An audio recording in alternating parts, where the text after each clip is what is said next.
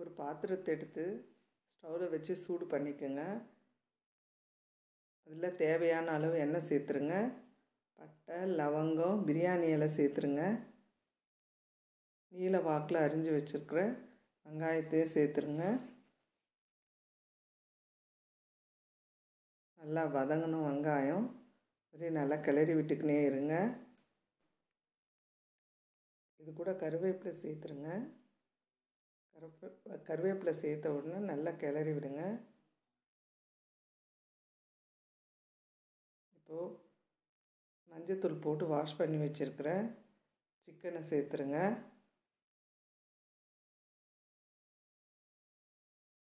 அதே நல்லா மிக்ஸ் பண்ணி விட்டுக்குங்க.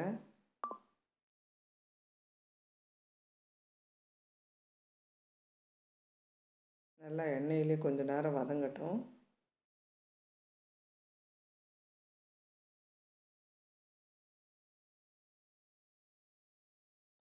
கிளறி விட்டுக்கினே இருங்க.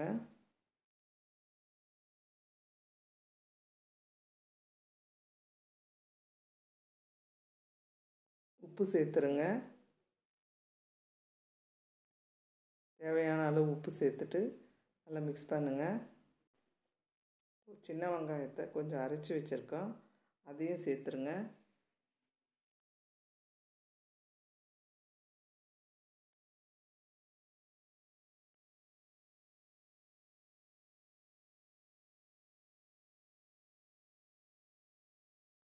நல்லா மிக்ஸ் பண்ணி விடுங்க. எண்ணெயில் வெங்காயம் வதங்கணும், பச்சை வாசனை போகிற வரையும் நல்லா மிக்ஸ் பண்ணி விடுங்க.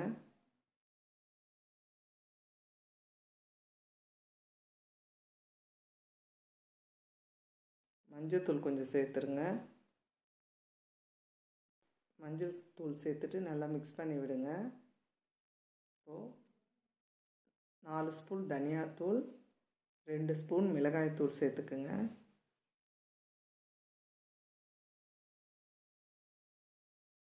சேர்த்துட்டு நல்லா மிக்ஸ் பண்ணி விடுங்க.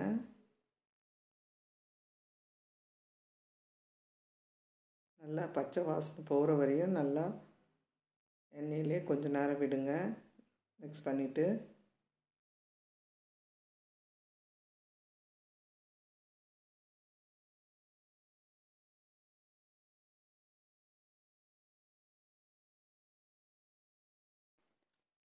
நல்லா கலந்து விட்டு எண்ணெயிலே கொஞ்சம் நேரம் சிக்கன் நல்லா வதங்கட்டும்.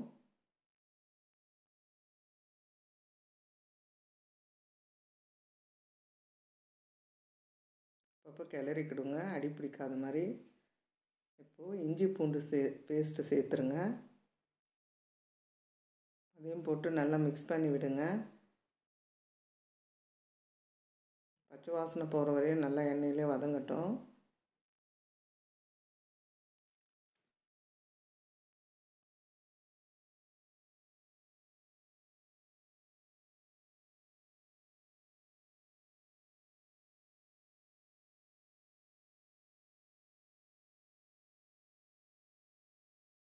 கிளறி விட்டுக்கினே இருங்க, அடி பிடிக்காத மாதிரி.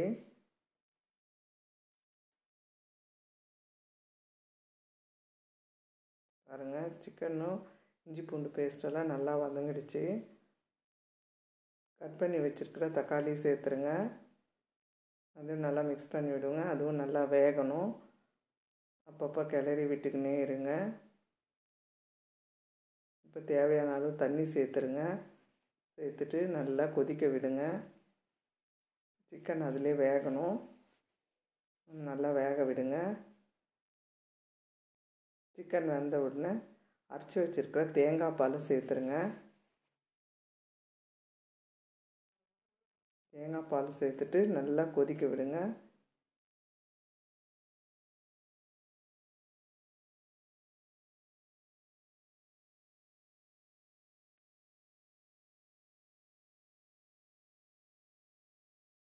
அப்பப்போ நல்லா கிளறி விட்டுக்கினே இருங்க.